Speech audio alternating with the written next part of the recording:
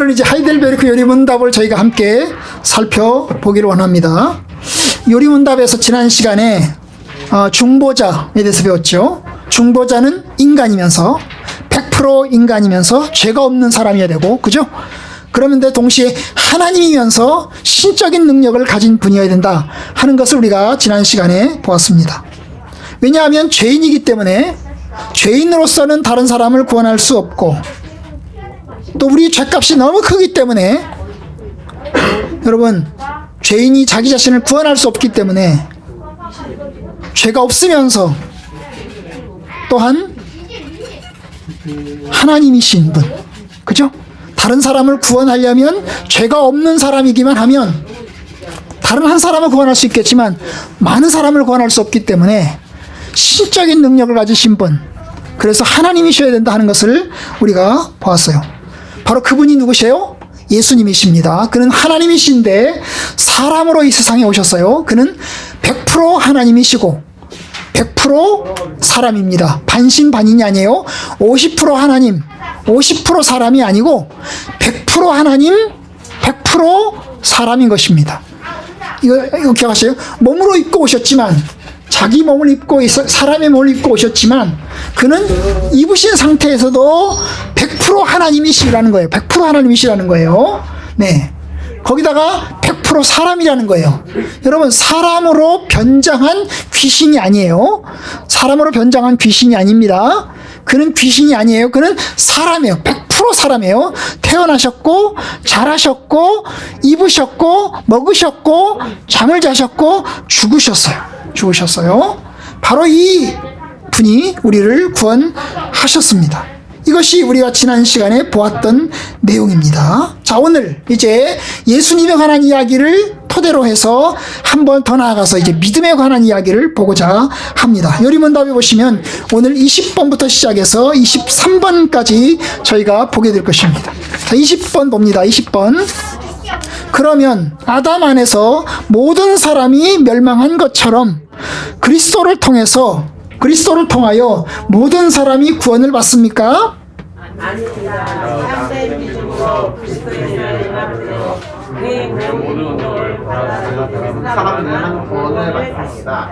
네. 자, 이게 이제 이 질문. 예수님이 우리의 구원자다. 예수님이 우리의 유일한 구원자다. 그걸 배웠죠, 우리가. 그죠?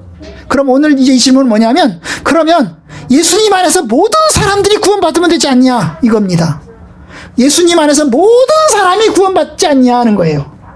여러분, 아담 안에서 모든 사람이 죄인이 되었고, 아담 안에서 모든 사람이 멸망합니다. 그러면 예수님 안에서 모든 사람이 구원받아야 되는 거 아니냐? 아담은 첫 사람이에요. 예수님은 마지막 사람이에요. 그러면 아담 때문에 모든 사람이 죄인이 되었으면 예수님 때문에 모든 사람이 구원받아야 되지 않느냐 하는 겁니다. 이게 이제 보편구원론입니다. 그렇게 주장하시는, 예수님 안에서 예수를 믿는 사람이든 예수를 안 믿는 사람이든 모든 사람이 구원을 받는다. 왜냐? 아담 한 사람 때문에 다 죄인이 되지 않았냐? 아담 한 사람 때문에 다 죄인이 되었으면, 예수님이 우리를 구원하러 왔으면 모든 사람을 다 구원해서 예수님 때문에 예수 믿는 사람이든지 안 믿는 사람이든지 다 구원해야 되는 거 아니냐? 이것이 20번 질문의 요지입니다. 아담이 대표라면 예수님도 대표 아니냐는 거죠. 아담이 우리 대표잖아요. 그래서 아담 때문에 원죄가 시작됐고, 아담 때문에 우리가 죄인이 되었고, 아담 때문에 우리가 죽기 시작을 했어요. 그럼 예수님이 우리를 구원하러 오셨어요. 그럼 예수님이 우리의 대표시잖아요. 그럼 예수님이 우리를 대표해서 오셨다면, 예수님이 우리에서 죽으셨다면 모든 사람이 구원함을 얻어야 되는 게 아니냐 하는 것이 20번의 요지인 것입니다. 여러분, 이렇게 주장하는 사람들이 있어요. 두 가지 이유 때문에 이런 주장을 합니다. 그 하나는 뭐냐면 예수님의 사랑, 하나님의 사랑이 굉장히 크다는 것입니다. 하나님의 사랑이 얼만큼 크냐? 모든 죄를 다 덮는다. 모든 죄를 다 용서한다. 그러니 하나님이 우리를 다 용서하셔서 다 구원하시지 않냐? 부모님의 사랑은 모든 자식에게 다 크지 않냐? 악한 자식이든 선한 자식이든 다 포용하지 않냐? 그 자식이 반성하든 반성하지 않든 다 포용하지 않냐? 그것이 이제 여기서 이야기하는 주장입니다. 하나님께서 창조주이신데 창조한 피조물들을 다 구원해야 되는 거 아니냐? 사랑이 죄를 덮고 모든 악을 용서해서 구원해야 되는 거 아니냐? 이겁니다. 또 하나는요. 아까 말씀드렸는데요. 아담 한 사람이 죄를 지었고 아담 한 사람이 모든 사람을 다 부패하게 만들었다면 당연히 예수님 한 분이 모든 사람을 다 구원하는 것이 이치적으로 맞지 않느냐? 이치적으로 맞지 않냐? 예수가 우리의 대표지 않냐? 아담이 우리 대표였는데 이렇게 이야기하는 분들이 있는 거예요. 이렇게 이야기하는 분들이 있어요. 여러분 아담 얘기를 하면 여러분 진화론에서는요 인류의 역사를 굉장히 오래 보잖아요. 그죠? 오래 봅니다. 그죠? 그런데 그러면 아담이라는 게 실제 인물이냐 이것부터 따져요. 진화론에서는요 아담이라는 인물은 실제 인물이 아니다라고 이야기를 합니다. 왜냐? 거슬러 올라가면 이 족보, 성경에 나오는 족보를 거슬러서 쭉 올라가거든요. 여러분 누가복음 3장의 마지막 부분을 보면 아담 얘기가 나와요. 예수님으로부터 시작해서 거슬러서 쭉 올라가는데 다윗, 아브라함으로 시작해서 쭉 거슬러 올라가서 누구까지 가냐? 아담까지 올라갑니다. 그럼 우리의 첫 번째 조상은 아담이잖아요. 예수님의 첫 번째 조상은 아담이잖아요. 그죠? 그럼 성경에 의하면 아담은 실존적인 인물이잖아요. 그런데 여러분 진화론은 이제 인간이 처음부터 인간을 하나님이 딱 만드신 게 아니고 진화가 돼가지고 인간이 된 거잖아요. 그죠? 여러 종류의 짐승 같은 이상한 것들이 생겨가지고 쭉 오다가 인간이 됐잖아요. 그죠? 인간이 됩니다. 그럼 어느 시점부터가 인간이냐? 어느 시점부터 짐승부터 시작해서 쭉 내려오다가 어느 시점부터가 인간이 됐을 텐데 그러면 그 인간이 아담이냐? 뭐 이런 얘기를 하는 거예요. 그래서 아담의 실존을 믿지 않아요. 그래서 뭐라고 얘기하냐면 이제 아담은 그냥 성경에 나오는 아담은 모형이다. 실제 인간이 아니고 실제는 죄인이 맞는데 우리가 다 죄인이 된 건 다 맞는데 그걸 설명하기 위해서 우리가 태어나서 우리가 죽고 이 모든 것이 우리의 죄인 된 것이 맞는데 그것을 설명하기 위해서 성경에서 가상의 인물 아담을 거기다가 둔 거다. 이렇게 이야기를 합니다. 이야기를 해요. 예수 믿는 사람들 중에서도 그렇게 이야기를 합니다. 학자들 중에서.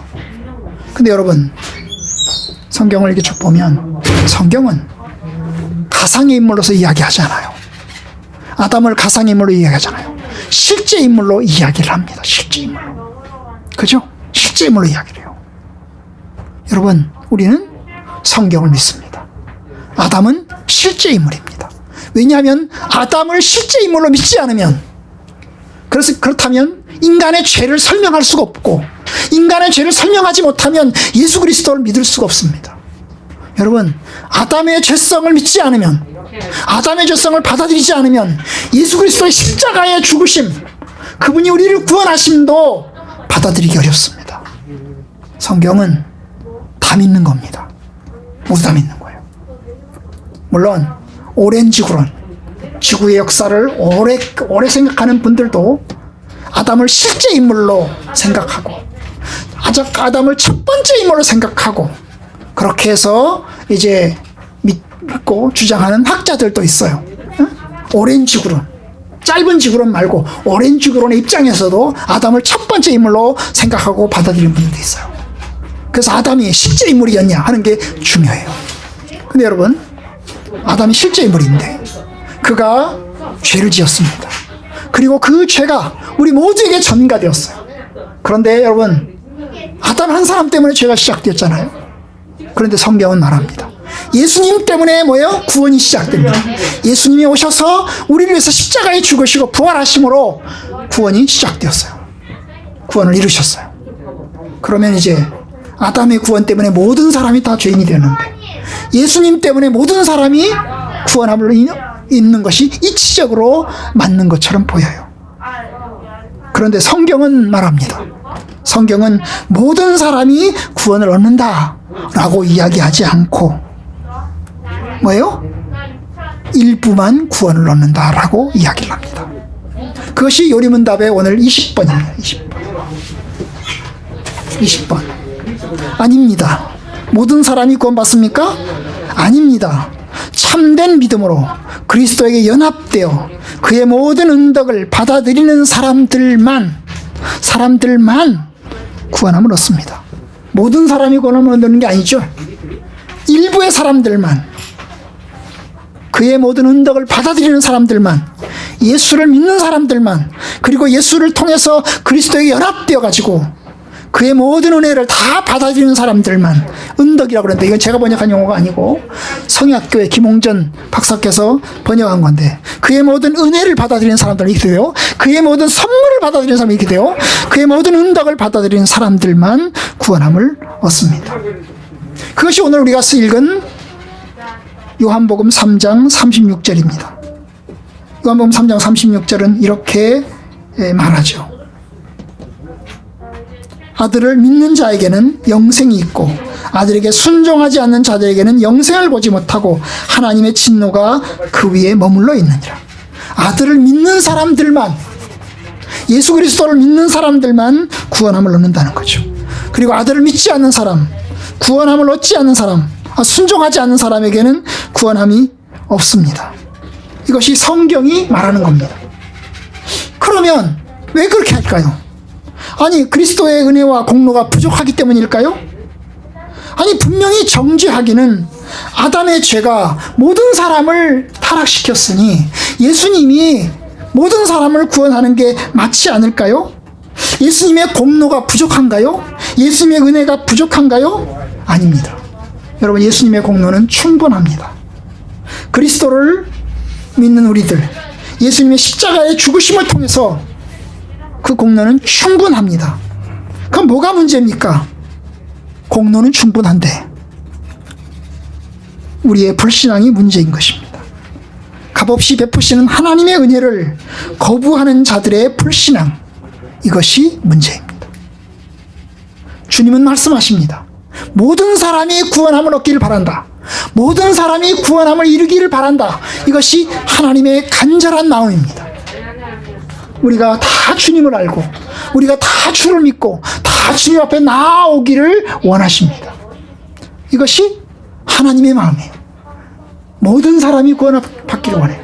그런데 끝까지 고집부리면서 끝까지 안 나오는 사람들이 있는 거예요. 끝까지 거절하고 끝까지 거역하는 자들이 있는 것입니다. 이게 문제예요. 여러분, 로마서 1장을 보면 하나님이 세상을 창조하셨어요. 하나님이 만물을 창조하셨는데 그 만물을 아름답게 창조하셨습니다. 그리고 그 하나님이 만드신 그 만물 속에 하나님의 살아계심이 드러나도록 많은 사람에게 다 드러나도록 하나님께서 보여주셨어요. 그걸 일반 은총이라고 하고 일반 계시라고 합니다. 하나님께서 모든 사람들에게 하나님의 만물을 통해서 모든 것을 다 드러나게 보여주셨습니다. 그 만물을 정확하게 본다면 그 만물을 하나님을 살아계심과 하나님의 은혜를 볼 수 있습니다. 그런데 로마서 1장을 보면 사람들의 마음이 악해서 그 하나님의 은혜를 보면서 하나님께 감사하지도 않고 하나님을 경외하지도 않고 하나님을 영화롭게 하지도 않고 계속해서 하나님을 거역합니다. 여러분, 사실 우리의 법 이전에 양심이라는 게 있잖아요. 그죠? 우리가 거짓말을 하면 어때요? 거짓말을 하려고 하면 가슴이 두근두근 하잖아요. 그죠? 나쁜 짓을 이제 사람을 죽였다 이러면 우리의 마음 가운데 어때요? 굉장한 부담을 갖잖아요. 사람 죽여놓고 전혀 괜찮은 사람 있나요? 없잖아요. 그죠? 사람 죽이면 얼마나 우리 마음 가운데 큰 부담이 느껴집니까? 그렇죠? 이게 하나님이 주신 일반 은총이에요. 양심이죠. 양심. 하나님이 주신 일반 은총의 양심을 우리가 가지고 있어요. 그런데 여러분, 그 양심의 목소리를 들어야 돼요. 하나님께서 나에게 그 양심의 목소리를 들려주시는데 그 목소리를 듣고 어때야 돼요?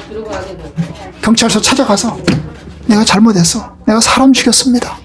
내가 잘못했습니다. 이래야 되잖아요. 그런데 양심의 목소리를 거스르는 겁니다. 양심의 목소리를 눌러요. 눌러요. 그런데 한 번 누르고 두 번 누르고 세 번 누르면 뭐가 됩니까?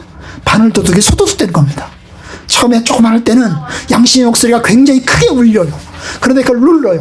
그리고 또 합니다. 그러면 어때요? 그 양심의 목소리가 줄어들어요. 나중에는 어때요? 완전히 양심의 목소리를 다 죽여버려가지고 완전히 아주 강팍한 심령이 되는 것입니다. 여러분, 그런데 하나님을 알지만 하나님의 뜻대로 살지 않는 거죠. 양심의 목소리만 들어도 하나님의 뜻대로 살기에 어느 정도 부족함이 없어요. 그러나 양심의 목소리조차 듣지 않는 거예요. 얼마나 완악한지 몰라요. 여러분, 세상 법정에 가서 세상 법정에서 거짓말하는 것들을 보세요. 세상 법정에서 나는 진실만을 말할 것을 맹세합니다. 그러면서도 거짓말을 해요. 아주 거짓말을 해요. 얼마나 우리나라 사람들이 거짓말이 많은지 몰라요. 세계에서 위증죄가 두 번째로 많나라요. 위증이 뭐예요? 사적으로 거짓말하는 게 아니에요. 재판장에 가서 재판에 가가지고 증인으로 불려가서 거기서 내가 진실만을 말하겠다라고 서약하고 나서도 거짓말을 해요. 거짓말. 얼마나 완악한지 거짓말 탐지기도 통과해요. 거짓말 탐지기도 통과해요. 이게 얼마나 완악한 인간인지 몰라요. 참 이게 교묘한 거죠. 그런 인간의 교만함이 큰 거예요. 성경에 그래서 말하기를 청함은 받은 자는 많되 택함을 입은 자는 적다 그랬어요.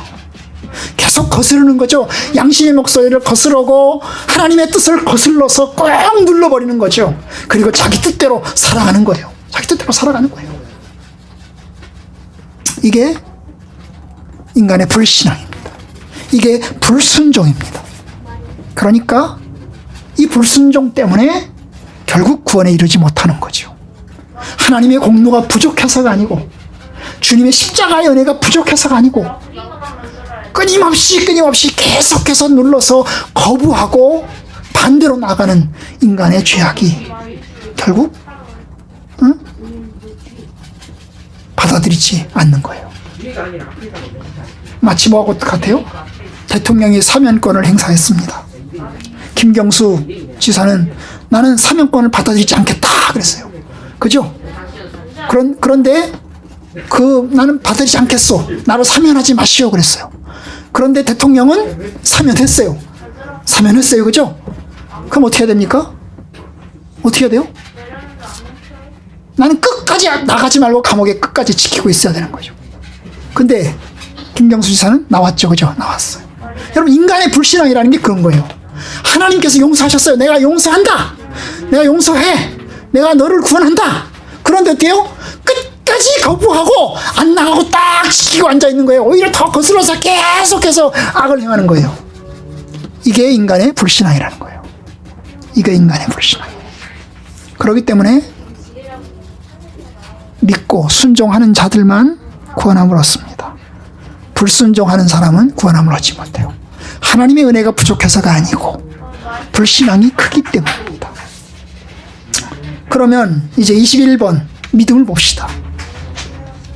20번에서 참된 믿음으로 그리스도에게 연합해서 그의 모든 은덕을 받아들이는 사람들만 구원함을 얻는다고 그랬는데, 그러면 그 참된 믿음이 뭐냐를 질문하는 거예요. 21문 참된 믿음이란 무엇입니까? 참된 믿음은 하나님께서 그의 말씀에서 우리에게 계시하신 모든 것이 진리라고 여기는 확실한 지식이며 동시에 성령님께서 복음으로써 내 마음속에 일으키신 경고한 시들이기에 오늘은 하나님의 값없는 은혜로 오직 그리스도의 공로 때문에 죄사함과 영원한 의로움과 구원을 받은 사람뿐 아니라 나에게도 주심을 믿는 것입니다. 아멘. 자, 여기서 이제 참된 믿음이 무엇이냐 질문했어요. 참된 믿음은 두 가지예요. 여기서 이제 길게 얘기했지만 참된 믿음은 두 가지 요소를 가지고 있어요. 그 첫 번째가 뭐냐면 확실한 지식이에요. 확실한 지식. 참된 믿음은 뭐라고요? 확실한 지식이에요. 확실한 지식. 무슨 지식? 하나님께서 그의 말씀에서 우리에게 계시하신 모든 것이 진리다. 모든 것이 옳다. 하나님 말씀에서 우리에게 알려주신 모든 것이 옳다. 그걸 받아들이는 확실한 지적인 동의, 인정. 이것이 첫 번째 믿음이어서요. 하나님 말씀에서 말한 것, 아담의 죄, 예수님의 십자가의 죽으심, 그리스도의 부활하심, 그리고 예수를 믿는 사람에겐 구원을 베푸심, 그 모든 것을 다 받아들이는 것. 하나님 말씀은 어떤 경우에도 진리다. 그것을 받아들이는 것이 믿음이에요. 하나님 말씀이 말하는 건 다 진리다. 다 진리다. 하나님 말씀이 말하는 것은 옳다. 이것을 받아들이는 것이 믿음이에요. 믿음이죠. 여기에는 예수님의 십자가의 죽으심도 있고, 여기에는 부활하심도 있고, 여기에는 예수님의 재림도 있고, 여기에는 우리가 예수 그리스도를 믿으면 구원함을 얻는다는 것도 있어요. 바로 이것이 진리라고 여기는 믿음이죠. 하나님이 세상을 창조하셨고 하나님이 세상을 다스리시고 주관하신다. 그걸 믿는 믿음도 있어요. 우리가 하나님께 기도하면 하나님께서 우리의 기도를 들으시고 선하게 응답하신다. 그것도 믿는 거죠. 그걸 다 믿는 것이 믿음이죠. 그것이 첫 번째요. 하나님 말씀에서 말한 것이 옳다. 내 생각이 옳은 게 아니고, 내가 알고 있는 지식이 옳은 게 아니고, 하나님 말씀이 말한 것이 옳다. 에이, 내가 경험해보니까 성경은 틀렸어. 에이, 내가 살아보니까 성경은 미치에 맞지도 않는 것 같아. 이건 내가 받아들일 수 없다. 이게 아니고 내가 받아들이는 것. 아니, 21세기 과학시대에도 이 구닥다리 같은 성경의 말씀을 우리가 들어야 되나? 아니, 이 현대 과학시대에도 우리가 이 옛날에 2000년 전에 나온 가르침 우리가 듣고 있어야 되나? 여러분, 그런데 하나님 말씀은 진리다. 하나님 말씀은 옳다. 그걸 받아들이는 거예요. 여러분, 성경은 과학을 이야기하진 않아요. 과학을 목적으로 한 책은 아니에요. 그러나 성경은 인간을 이야기하고 세상을 이야기하고 우리의 문제를 이야기를 합니다. 그걸 받아들이는 것이 뭐예요? 믿음이에요. 그것이 첫 번째 요소예요. 두 번째 요소예요. 두 번째 요소는 뭐예요? 요리문답에 의하면 견고한 신뢰라고 그래서 견고한 신뢰. 확실한 지식, 받아들일 뿐만 아니라, 지적으로 받아들일 뿐만 아니라 뭐라고요? 그 다음에 내가 그것을 믿고 의지하는 겁니다. 내가 그것을 믿을 뿐만 아니라, 내가 받아들일 뿐만 아니라, 내가 그것을 믿고 그대로 실행하는 거예요. 그대로 실행하는 거예요. 그것이 믿음입니다. 여러분, 견고한 신뢰라고 하는 것은, 여러분, 그것은 그냥 머릿속으로 받아들인 게 아니에요. 그것은 내가 의지하고 사는 거예요. 저 이런 이야기를 합니다. 여러분, 나이아가라 폭포가 있어요. 나이아가라 폭포가 있어요. 미국에 가면 엄청나게 큰 폭포죠. 그런데 그 폭포의 이쪽 끝과 이쪽 끝에 줄을 매달았어. 이쪽 끝과 이쪽 끝에 줄을 매달았어. 그리고 이제 이 줄을 타는 사람이 있어요. 줄을 타는 사람이 있어요. 굉장한 사람이죠. 외줄타기를 하는 사람이죠. 이 줄을 타는 사람이 이쪽 끝과 이쪽 끝을 줄을 타면서 왔다 갔다 합니다. 그리고 사람들이 이야기합니다. 사람들이 박수를 치겠죠. 와, 박수를 칠 것입니다. 그리고 이야기합니다. 내가 이 줄을 탑니다. 이번에는 제가 제 아들을 한번 업고 한번 타보겠습니다. 그러더니 아들을 업고 탑니다. 아들을 업고 타요. 아들을 업고 이 사람이 왔다 갔다 합니다. 그리고 묻습니다. 사람들이 놀라지고 또 박수를 팍 칠 거 아니에요? 자, 이제 제가 여기 계신 분 한 분, 제가 여기 계신 분 한 분, 아, 여기 이쁘신 분이 있네요. 저에게 업혀주세요. 그래서 제가 그분을 업고 한번 타겠습니다. 업고 이리 나오세요. 여러분, 그럴 때 분명히 그 사람이 타는 걸 보면서 박수를 막 쳤지만 나오라고 하면 나가겠어요? 안 나가요. 아니, 그러다가 내가 죽으면 어떡해. 여러분, 그거예요. 믿음이란 뭐냐? 믿음이란 그 사람이 타는 걸 보면서 박수를 치고 받아들이는 게 아니고, 나도 그분에게 엎혀서 같이 타는 거예요. 그분에게 엎혀서 타는 게 믿음인 거예요. 그러니까 믿음은 지적인 게 아니죠. 지적인 동의가 아닌 거예요. 지식만 가지고 있는 게 아닌 거야. 그 믿음은 내가 살아내는 것입니다. 오늘 시편의 두 번째 말씀 우리가 읽었잖아요. 시편 9편 10절 우리가 읽었는데요. 바로 그겁니다. 여호와여, 주의 이름을 아는 자는 주를 의지하오리니 이는 주를 찾는 자들을 버리지 아니하심이니이다.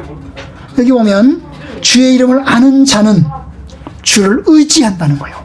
주를 의지한다. 주님을 의지합니다. 의지한다는 게 뭐예요? 마치 지팡이에 의지하는 거예요. 제가 지팡이에 의지하는 거죠. 그래서 지팡이에 의지해서 그 지팡이와 함께 걸어가는 것입니다. 그것이 의지하는 거예요. 믿음인 거죠. 그러니까 믿음은 삶인 것입니다. 믿음은 삶인 거예요. 믿음은 그냥 받아들여서 그래 하면서 그냥 그래 그건 그래 그러면서 받아들이고 그 다음 사는 건 그냥 이렇게 사는 게 아니고 그걸 믿으면 그 믿음대로 사는 거예요. 그 믿음대로 사는 거예요. 그것이 요리문답에서 말한 믿음인 것입니다. 참된 믿음은 하나님께서 그의 말씀에서 우리에게 계시하신 모든 것이 진리라고 여기는, 진리라고 생각하는, 그래서 확신하고 받아들이는 확실한 지식이며 동시에 성령님께서 복음으로서 내 마음속에 불일으키신 견고한 신뢰인데, 견고한 신뢰, 흔들리지 않는 거죠. 신뢰입니다. 여러분, 믿음의 사람들이 그러니까 그 믿음 때문에 뭐요? 다니엘과 같이 불 속에도 들어가고 사자굴에도 들어가고, 이것이 믿음인 겁니다. 그 믿음이란 그냥 머릿속에서 일어나는 게 아니에요. 그들의 삶 가운데서 일어났던 것입니다. 성경은 말합니다. 로마서 1장 16절 17절에 의하면 의인은 믿음으로 살리라 그랬어요.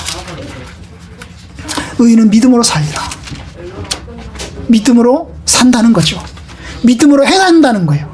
내가 믿고 행한다는 거죠. 믿고 행하는 것. 여러분이 다른 사람의 차를 탈 때, 혹은 여러분이 버스를 탈 때 그 버스 운전기사를 믿습니다.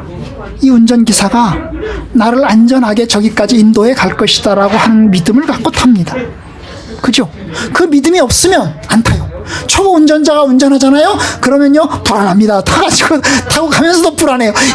그러다가 이거 사고 나는 거 아닌가 불안해요.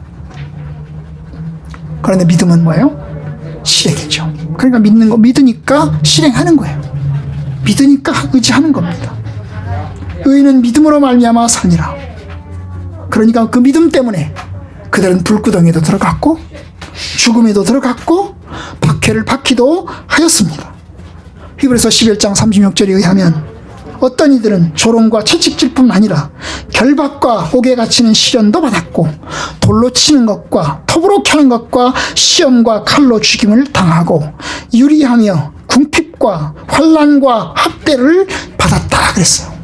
얼마나 믿음을 지켜나가는 게 힘들었던지를 보여주는 겁니다. 그러니까 믿음은 하나님을 신뢰하면서 사는 거죠. 순간순간 하나님을 의지하면서 사는 거예요. 하나님께 기도하면서 하나님 바라보면서 사는 거예요. 이것이 참된 믿음인 거예요. 아멘? 여러분들도 그 믿음으로 살기를 바랍니다.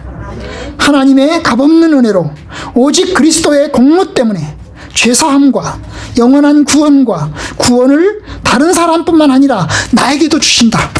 하나님이 나를 구원하신다. 예수님의 십자가로 나를 구원하신다. 내가 이 그리스도 예수 그리스도를 믿는다. 그 믿음으로 사는 것이 바로 참된 믿음입니다. 22번. 그러면 그리스도인은 무엇을 믿어야 합니까? 이 복음은 공통적이고 의심할 여지 없는 우리에게 신앙의 조언들을 사도신경이 요약하여 가르쳐줍니다. 네. 자, 앞에서 믿음이 무엇이냐 물었어요. 믿음은 지식이며 믿음은 삶이다 그랬어요. 그러면 이제 믿음의 내용을 이야기합니다. 우리가 뭘 믿을까? 무엇을 믿을까? 답은 복음에 약속한 모든 것. 하나님 말씀, 여기 복음이라고 하는데 하나님 말씀과 같은 의미입니다. 하나님 말씀에 약속한 모든 것을 믿어야 합니다. 그런데 이 말씀 속에는 보편적이고 의심하지 여지 없는 우리 기독교 신앙의 조항들인 사도신경이 요약하고 가르쳐 줍니다. 사도신경은 바로 우리가 믿는 믿음의 교리를 이야기하는 거죠. 우리가 매주마다 외우는 것이 말합니다. 사도신경입니다. 사도신경은 성경은 아닙니다. 성경과 동등한 위치에 놓이지도 않습니다. 성경은 절대적입니다. 그러나 사도신경은 절대적이진 않습니다.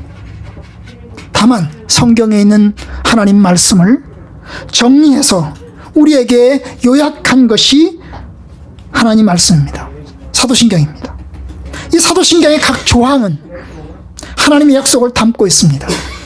본디오 빌라도에게 고난을 받으사 십자가에 못 박혀 죽으셨다는 그 말씀을 통해서 우리가 예수님의 십자가를 기억하고 그의 고난을 기억하고 또한 그의 고난을 통해서 우리를 구원하신다는 것을 우리가 알게 되고 믿습니다. 사도신경은 오래됐습니다.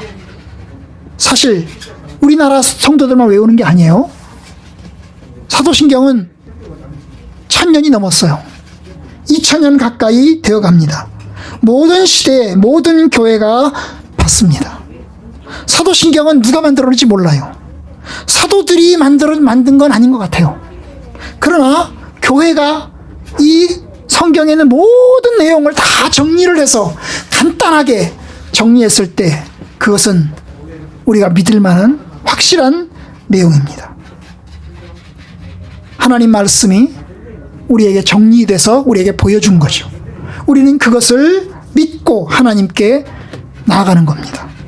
목사님의 설교는 그 하나님 말씀을 설교하는데 그 하나님 말씀의 설교는 바로 사도신경의 내용에서 벗어나지 않는 내용을 설교하는 것입니다. 물론 조금씩 보충되어 왔어요. 왜냐하면 사도신경 하나 가지고는 다 안 되거든요. 사도신경 하나 가지고는 다 안 되니까 조금씩 보충되어 왔어요. 그것이 우리가 보고 있는 하이델베르크 요리문답도 그 보충된 것 중에 하나입니다. 그러나 어쨌든 우리는 이것을 통해서 하나님 말씀을 배우고 하나님의 뜻대로 살아가는 것을 배웁니다. 우리가 이제 지금부터 다음 시간부터 보게 될 것이 사도신경의 각 조항들을 보게 될 것입니다. 이제 그러면 사도신경의 조항들을 봅시다. 23번 사도신경의 조항들은 무엇입니까? 하나님 아버지를 나는 믿사오며 이 그의 독생자 우리 주 예수 그리스도를 믿사오며 3. 그는 성령으로 잉태되사 동정녀 마리아에게서 나셨으며 4. 본디오 빌라도에게 고난을 받으사 십자가에 못 박혀 죽으시고 장사되사 음부에 내려가신 바 되었다가 5. 사흘 만에 죽은 자들 가운데서 부활하셨고 6. 하늘에 오르사 전능하신 하나님 우편에 앉아 계시다가 7. 거기로부터 산자들과 죽은 자들을 심판하러 오실 것입니다. 8. 성령 믿사오며 9. 거룩한 공예와 성도의 교제와 10. 제사함과 11. 월과 12. 영원한 생명을 믿사옵나이다. 아멘. 자, 여기 이제 우리가 사도신경의 조항들을 이제 정리를 했습니다. 이 정리는 제가 한 게 아니고요.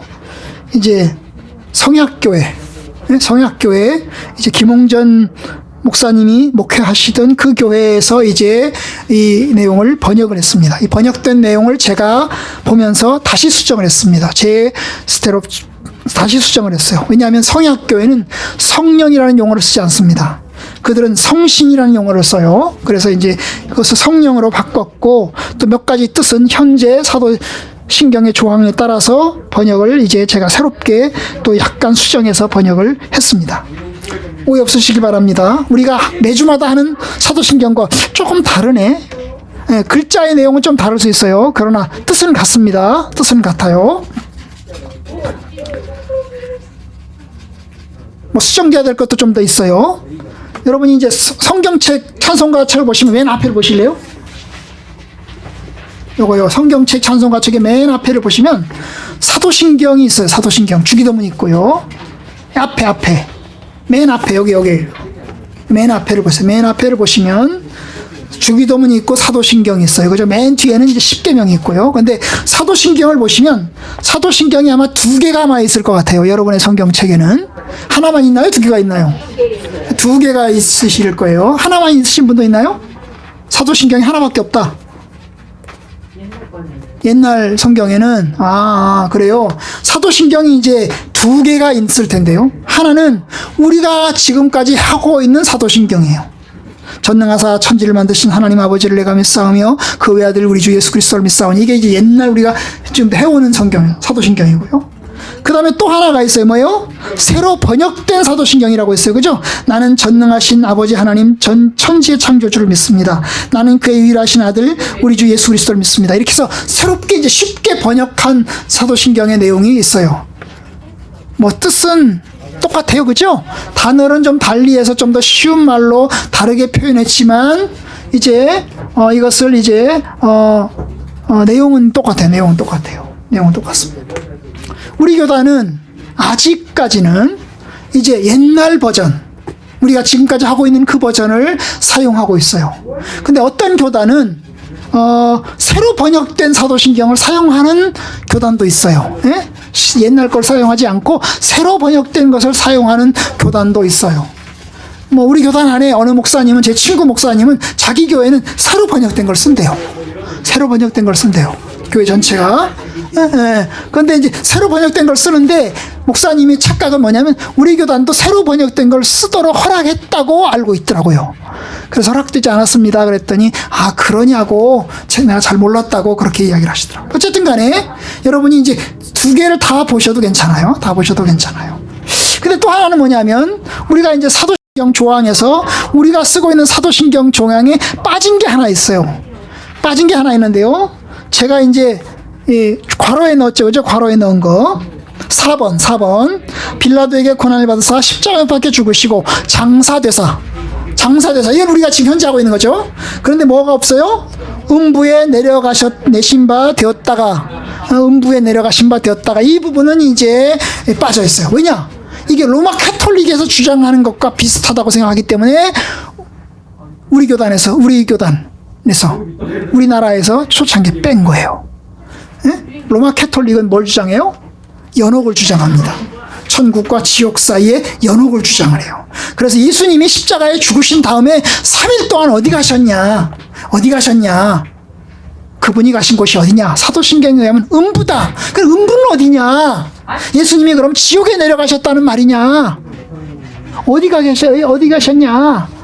이걸 가지고 이제 음부라고 이제 번역을 하니까 이 지옥이냐 아니냐 이거 가지고 이제 논란이 돼서 결국 이제 뭡니까? 우리 교단은 이제 요 단어를 뺐어요. 그러나 이제 뒤에 가면 하이델베르크 요리문답 뒷부분에 가면 그 내용이 이제 나와 있을 겁니다. 그래서 이제 오해 없으시기를 바라고 우리가 현재는 이걸 없는 버전을 사용하고 있다는 것을 이해하시면 좋겠어요. 자, 이제 정리를 하겠습니다. 이제 이 조항들은 저희가 다음 시간부터 한 조항씩 살펴볼 것인데요. 오늘 내용을 정리를 하겠어요. 오늘은 주제가 뭐예요? 참된 믿음이죠. 그죠? 아담이 우리에게 죄를 가져왔어요. 그런데 아담의 죄 때문에 우리가 다 죄인이 되었지만 예수님의 십자가를 통해서 우리가 다 구원받는 건 아니고 오직 예수 그리스도를 믿는 사람들만, 참된 믿음으로 예수 그리스도를 받아들이는 사람들만 구원함을 얻는다. 그죠? 그 참된 믿음이라는 것은 확실한 지식이다. 성경의 말씀이, 성경의 계시가 옳다고 생각하는 확실한 지식과 함께 내가 그 말씀을 내가 굳건하게 믿고 그대로 신뢰하면서 살아내는 것이, 그것이 참된 믿음이다 하는 것을 우리가 보았어요. 흔들리지 말고 하나님 말씀 가운데 살아가는 겁니다. 하나님이 말씀하셨으니 그대로 살라고 하시니 그렇게 살아내는 겁니다. 믿음이 없어 하나님의 약속을 의심하지 않고 믿음으로 견고하여져서 하나님께 영광을 돌리며 약속하신 그것을 능히 이루실 줄을 확신하였으니, 이게 아브라함의 믿음을 얘기하는 거죠. 여러분, 아브라함이 이제 하나님께서 약속하셨잖아요. 네 씨를 볼 것이다, 네 자식을 볼 것이다 약속을 하셨잖아요. 그런데 여러분, 75살에 부름받은 이 아브라함이 100살에 이삭을 낳았습니다. 씨를 볼 것이라고 약속을 해서 그 씨 이삭을 낳았어요. 25년 동안 그는 흔들리기도 했지요. 그렇죠? 흔들리기도 했어요. 그래서 입양하기도 하고, 그 다음에 뭐예요? 이스마엘을 낳기도 하고, 결국 그러다가 이삭을 낳았습니다. 하나님의 약속이 이루어질 것이라고 하는 것을 의심하지 않고, 그 약속이 이루어질 것이다, 하나님께서 내게 씨를 준다고 하시니 그 씨를 내가 하나님께서 허락하신 대로 내가 그대로 다 받겠다, 그 믿음으로 기다렸어요. 그리고 결국 100살에 자식을 낳았습니다. 그런데 하나님께서 아브라함에게 말씀하셨어요. 아브라함아, 네가 사랑하는 독자 이삭을 모리아산에 가서 바쳐라. 칼로 죽여서 번제로 바쳐라. 하나님 말씀하셨어요. 여러분, 우리 같으면 아니, 하나님이 줘놓고 뺏어간다고요? 하나님이 약 주고 병 주십니까? 안 됩니다, 이렇게 할 것 같은데 아브라함 어때요? 하나님 말씀을 의심하지 않고 모리아산으로 이삭을 데리고 올라갔어요. 그리고 이삭을 잡아 죽이려고 했어요. 여러분, 그때 아브라함의 마음에 무슨 생각이 들었을까요? 아, 이삭이 죽으면 이제 끝이다. 하나님이 주신 이 자식 죽으면 끝이야. 이제 더 이상 나는 희망이 없어. 이게 아니고, 아브라함에게 뭐예요? 내가 이삭을 지금 죽이면 하나님이 그 이삭을 다시 살리실 것이다. 그것이 아브라함이 가지고 있던 믿음이에요. 그러니까 아브라함이 칼에 손을 대서 그를 죽이려고 했던 거죠. 내가 죽이면 하나님이 약속하신 자식이잖아. 하나님이 시잖아요. 하나님이 약속하신 자식이니, 그래서 하나님이 허락해서 주셨으니, 25년 만에 허락해 주셨으니, 내가 이제 하나님 이 자식을 바치면 하나님 그 자식 다시 살려내시겠지요. 왜냐, 하나님이 약속하신 거잖아요. 그 약속은 변함이 없으신 거잖아요. 그러니 내가 죽여도 하나님 살려내시겠죠. 그 믿음으로 어때요? 이삭을 죽이는 거죠. 그때 하나님 말씀하십니다. 아브라함아, 손대지 마라. 내가 네 믿음을 보았다. 내가 네 믿음을 보았다. 여러분, 믿음으로 사는 거예요. 하나님이 약속하시면 그 약속이 이루어질 것이라고 하는 것을 믿고 사는 거예요. 하나님의 말씀이 내게 좀 올바르지 않은 것 같아도, 하나님 말씀에 내게 좀 납득하지 못할 것 같아도, 하나님 말씀에 좀 내게 좀 이성적으로 좀 타당하지 않을 것 같아도 그것을 믿고 받아들이는 것이 믿음이고, 그대로 살아내는 것이 믿음입니다. 여러분들의 삶이 견고한 신뢰로 하나님을 의지하길 바랍니다. 어려운 일이 있으면 하나님께 기도하시길 바랍니다. 살아계신 하나님과 교통하고 교제하시면서 사시길 바랍니다. 나를 위해서 십자가에 박혀 죽으신 예수 그리스도를 믿고 어떤 상황에서도 흔들리지 마시기를 주님의 이름으로 간절히 축원합니다.